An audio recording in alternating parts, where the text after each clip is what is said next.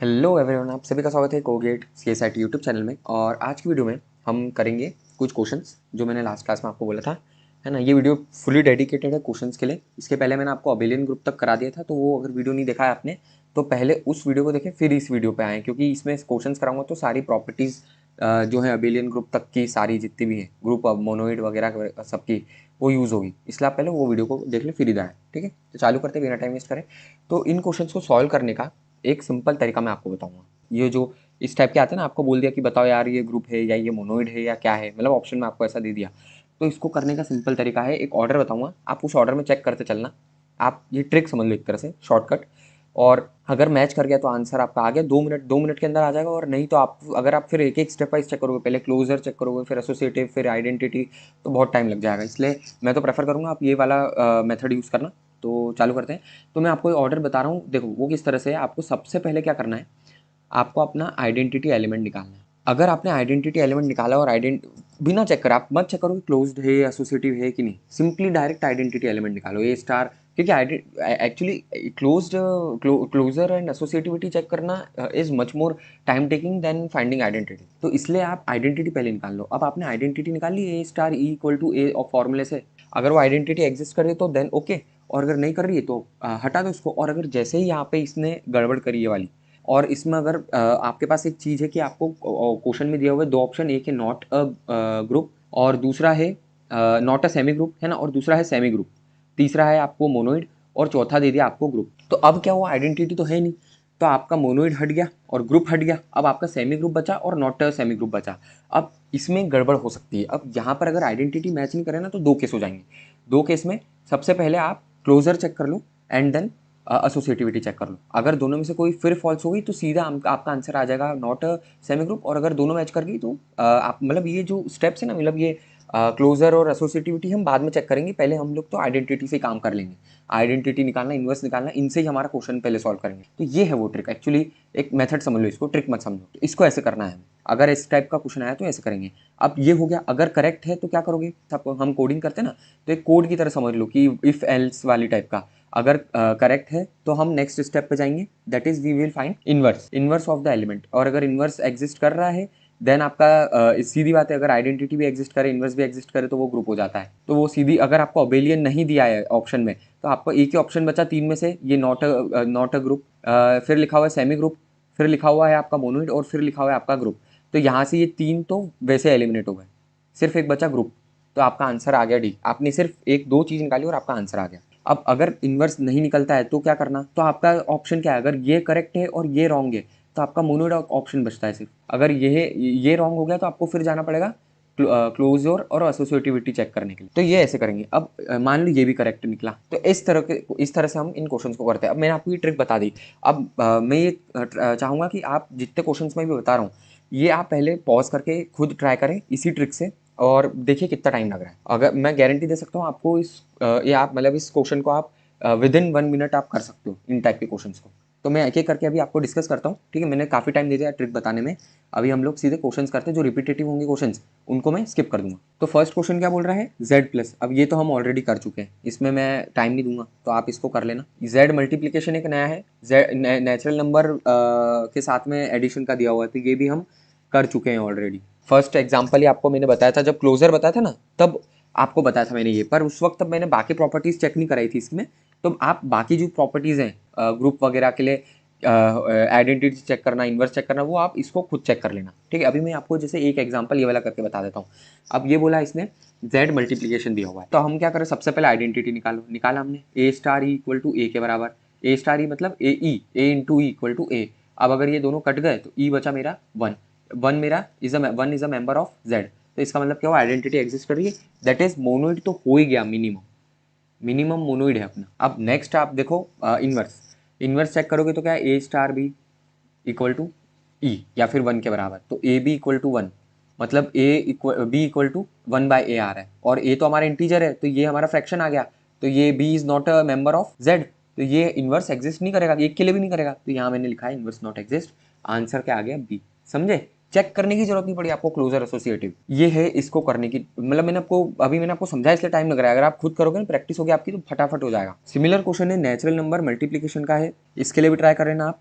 Q rational numbers के साथ में आपको एडिशन का दिया हुआ है। एंड ये वाला एक क्वेश्चन है, इस क्वेश्चन को 6 क्वेश्चन पे मैंने स्टार मार्क करा है, तो मैं इस क्वेश्चन को आपको करा देता हूँ। तो देखो क्यू और मल्टीप्लीकेशन है, रैशनल नंबर एंड मल्टीप्लीकेशन दिया हुआ है। तो सबसे पहले तो आइडेंटिटी निकालो। आइडेंटिटी क्या बोलता है कि आपका ए स्टार ई इक्वल टू ए आना चाहिए।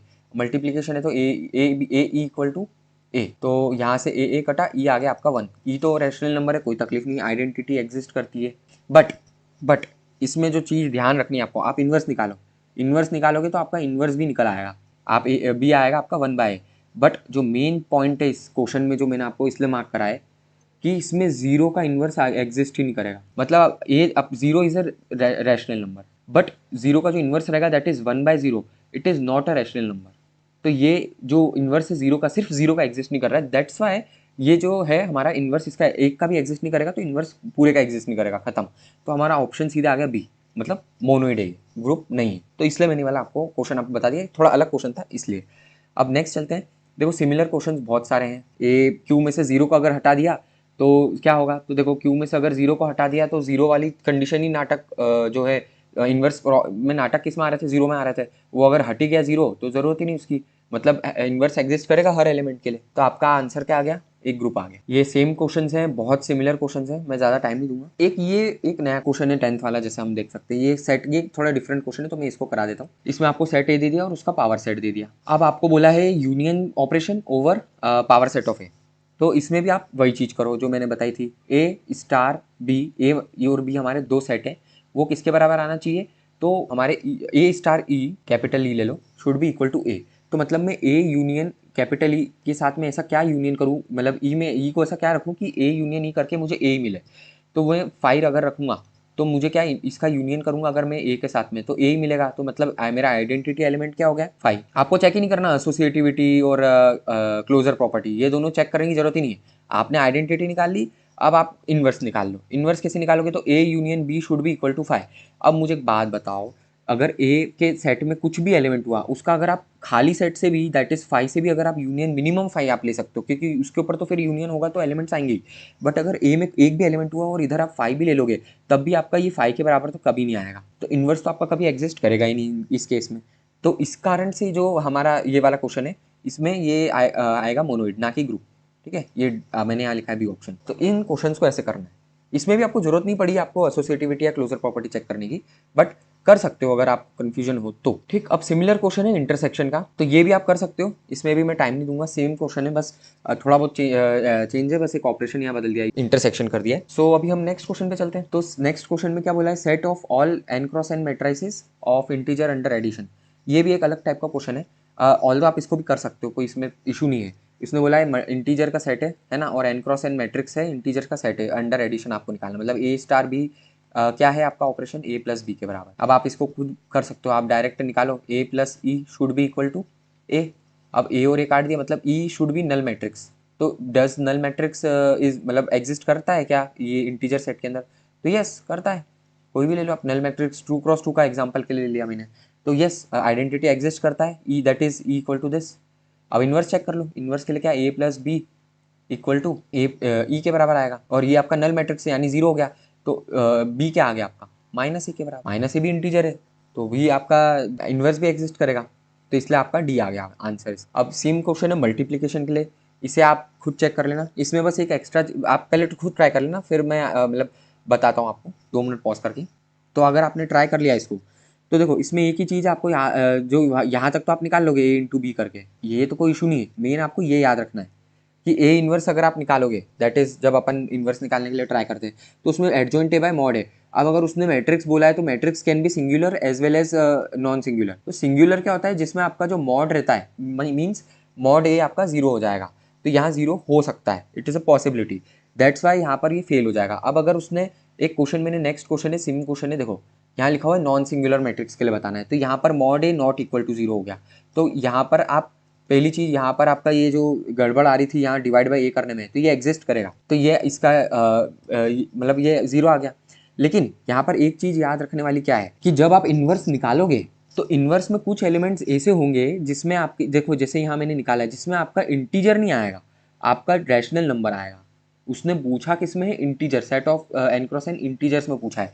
और यहाँ आप देखो तो फाइनल इनवर्स में आपके रैशनल नंबर्स आ रहे हैं, तो इसलिए हम इसको बोलेंगे कि इनवर्स इसका भी एग्जिस्ट नहीं करेगा। अगर यहाँ बोल देता ना rational numbers that is integers की जगह क्यों लिखा हुआ होता, तो फिर मैं बोलता कि हाँ ये एक ग्रुप है ना, इसका आंसर डी होता। लेकिन अभी यहाँ पर इस फ्रैक्शन के कारण इसका आंसर, और इस कंडीशन दैट इज गिवन कि आपका इंटीजर्स है, इसके कारण आपका आंसर आ गया मोनोइड। इन क्वेश्चंस को हम ऐसे करते हैं। प्रैक्टिस के लिए बहुत सारे क्वेश्चंस दिए हुए हैं मैंने। अब सिमिलर आपके और भी क्वेश्चंस हैं, मैंने और 2-3 क्वेश्चन आपको यहाँ दिए हुए हैं, तो आप इनको भी प्रैक्टिस कर लेना। ये 17 क्वेश्चन है टोटल, 16 और 17 का भी सॉल्यूशन यहाँ लिखा हुआ है मैंने। अभी नेक्स्ट जो हमारी क्लास रहेगी उसमें मैं आपको एक ट्रिक बताऊंगा कि कैसे जो जनरलाइज फॉर्म रहते हैं ना आपके, उसमें मैं आपको बताऊंगा कि वो जनरलाइज फॉर्म मतलब उसके लिए ट्रिक बता दूंगा, ताकि आप फटाफट आंसर दे पाओ। जैसे आपको जनरली आता क्या है, a+b mod n या a×b mod n, इन टाइप के जो क्वेश्चन है ना, इनके लिए एक ट्रिक है, वो मैं आपको नेक्स्ट क्लास में बताऊंगा। आज के लिए इतना ही। अगर आपको वीडियो अच्छा लगे तो प्लीज़ इस वीडियो को लाइक एंड शेयर करें, और मुझे बताएं मैं कैसे इंप्रूव कर सकता हूँ। एंड अगर आप एक गेट एस्पिरेंट है तो प्लीज़ इस चैनल को ज़रूर सब्सक्राइब करें। Thank you.